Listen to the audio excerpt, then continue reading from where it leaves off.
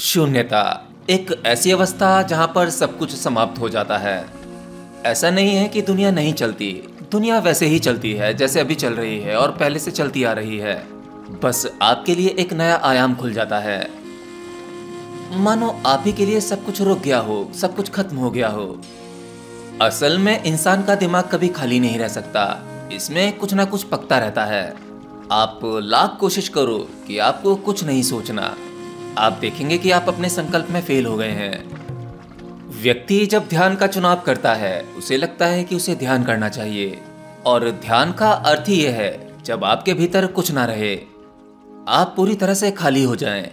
लेकिन शून्यता की इस अवस्था को पाना ये आपके लिए बिल्कुल झूठ है। असल में आपको पता ही नहीं है कि आपको क्या चाहिए। आप ध्यान करते हैं खाली होने के लिए, शून्यता की अवस्था को पाने के लिए, या जिसे नो माइंड की स्टेज कहते हैं, जीरो स्टेट ऑफ माइंड कहते हैं। आपके ये सभी वादे बिल्कुल झूठे हैं, क्योंकि शून्यता की उस अवस्था को पाने से पहले आपको खालीपन से गुजरना पड़ता है, और खालीपन बहुत ही भयानक होता है।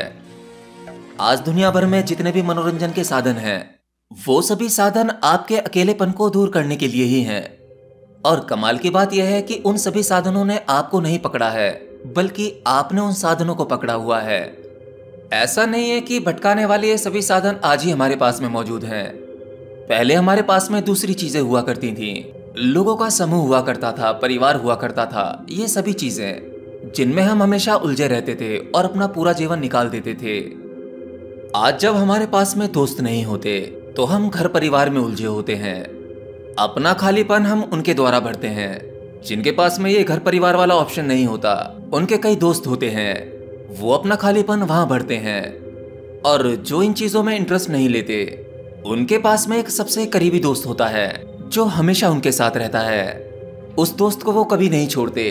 वो दोस्त इतना पर्सनल होता है, इतना खास होता है, जिसे कि वो अपनी प्राइवेट जगह पर भी ले जाते हैं। जहां वो सुबह फ्रेश होने जाते हैं, उसे वहां भी ले जाते हैं। जी हाँ, आपका मोबाइल फोन, आपका ये स्मार्टफोन सबसे आसान साधन है आपके खालीपन को भरने का।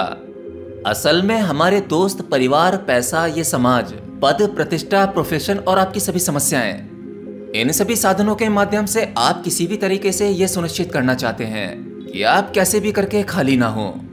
जीवन में कोई ना कोई रेस चलती रहनी चाहिए, कुछ ना कुछ भरा रहना चाहिए। हर व्यक्ति बस इतना ही करने की कोशिश कर रहा है। असल में आप अपने जीवन में सभी परेशानियों को दावत केवल इसीलिए देते हैं कि बस आप किसी तरीके से खाली ना रहें। आपको दिक्कत परेशानियों से नहीं है, असल में आपको दिक्कत अपने खालीपन से है, जिसे भरने के लिए आप कोई भी कीमत दे सकते हैं, बड़ी से बड़ी परेशानी झेल सकते हैं। जब आप अपने जीवन को करीब से देखेंगे तो आप यह पाएंगे कि आपका खालीपन आपके जीवन की सबसे बड़ी दिक्कत है, सबसे बड़ा जहर है। पर अगर आप जानबूझकर खाली हो जाएं, तो यही खालीपन आपके लिए वरदान साबित हो जाता है। इसीलिए ध्यान का अर्थ है शून्यता। शून्य यानी भीतर की भीड़ को बाहर कर देना, खुद को खाली कर देना। अगर आप अपने भीतर जमा हुई भीड़ को बाहर निकालने की कला में महारत हासिल कर लें, तो सिर्फ 10 मिनट के शून्य से ही आपको आत्मज्ञान घट सकता है। लेकिन ऐसे इंसान बहुत ही कम होते हैं जो अपने भीतर जमा हुई भीड़ को बाहर निकालने के लिए तैयार हैं। ऐसी अद्भुत अवस्था जब भी मिलती है जब व्यक्ति में पूर्ण समर्पण की भावना हो। हालांकि ये अवस्था असंभव नहीं है, देखा जाए तो आप सहज रूप से खाली ही हैं। यही आपका स्वरूप है। आप स्वयं ही खुद को भरने का काम कर रहे हैं, बस इस काम को रोकना है। वो सहज अवस्था तुरंत प्राप्त है। इसीलिए कुछ लोग आज ध्यान कर रहे हैं। ध्यान का अर्थ ये नहीं कि आप लोगों को ये दिखाएं कि आप कितने आध्यात्मिक हो रहे हो, ना ही ध्यान कुछ पाने के लिए है। हाँ, आपने सही सुना, ध्यान में कुछ हासिल नहीं होता, ध्यान में आपको कुछ नहीं मिलेगा। बस आपने जो इकट्ठा किया है, धीरे धीरे वो सब कुछ खोता चला जाता है। आपके द्वारा जोड़ा गया वो सब कुछ, उसकी व्यर्थता का एहसास होने लगता है।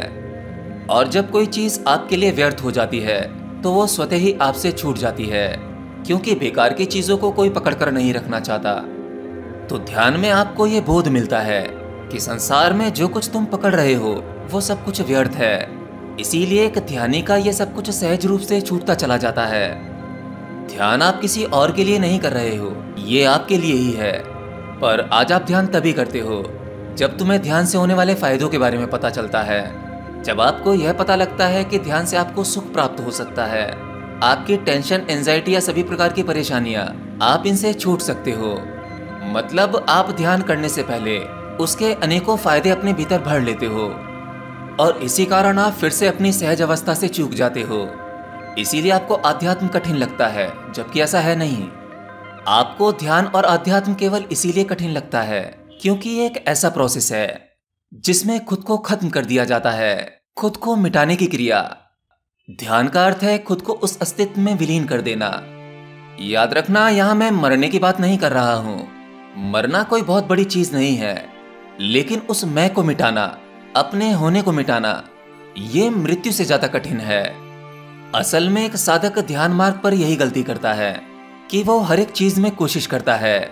उसके संकल्प में कोशिश होती है, उसके समर्पण में कोशिश होती है, खुद को मिटाने में भी कोशिश होती है, लेकिन वह यह नहीं जानता कि उसकी यही कोशिश उसे और मजबूत बना रही है, एक सामान्य व्यक्ति से ज्यादा मजबूत।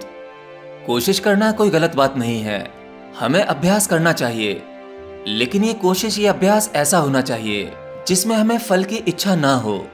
हमें कोई परवाह नहीं होनी चाहिए कि आगे क्या होगा। समर्पण का यही अर्थ है।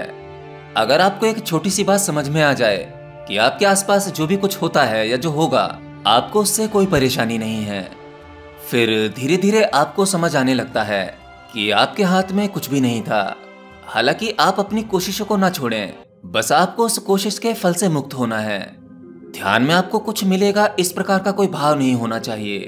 ध्यान आपको कोई फायदा नहीं देगा, भले ही आपको कोई अनुभव ना हो, लेकिन फिर भी आप ध्यान में बैठें। ध्यान को लगातार करते रहें और ध्यान के लिए 10 से 15 मिनट का समय निकालना कोई बहुत बड़ी बात नहीं है। अगर आपके अंदर इस प्रकार की भावना आ गई तो आप पाएंगे कि आपका ध्यान अलग अलग आयामों में विकसित होने लगा है। पर होता इसके विपरीत है। लोग अक्सर ध्यान करते हैं और उनके दिमाग में एक कैलकुलेटर चलता रहता है, वो हिसाब किताब लगाते रहते हैं कि उन्हें ध्यान में फायदा हो रहा है या नहीं हो रहा है। इसी बीच उनके मन में कई प्रकार के धोखे पैदा हो जाते हैं और ये धोखे भी आपकी जानकारी के कारण पैदा होते हैं जो आपने ध्यान के बारे में कहीं बाहर से जमा की है। अगर आपसे ये कह दिया जाए कि आपको ध्यान में कुछ भी हासिल नहीं होगा, कोई भी फायदा नहीं होगा, तो कोई भी ध्यान नहीं करेगा। और शायद इसीलिए कुछ गुरु आपको ध्यान के फायदे गिनवाते हैं ताकि आप किसी भी प्रकार से एक बार प्रयास तो करें। परंतु अगर किसी का प्रयास सध जाता है तब वह यह जान पाता है कि वाकई ध्यान में कुछ मिलता नहीं है। ध्यान कुछ मिलने के लिए नहीं किया जाता। अगर आप ध्यान में सुख को ढूंढ रहे हैं तो सुख भी एक बंधन होता है। यानी ध्यान कुछ मिलने की क्रिया नहीं है, बल्कि ध्यान तो खोने की क्रिया है। इसमें वो सब कुछ खो जाता है जो संसार में उपलब्ध है।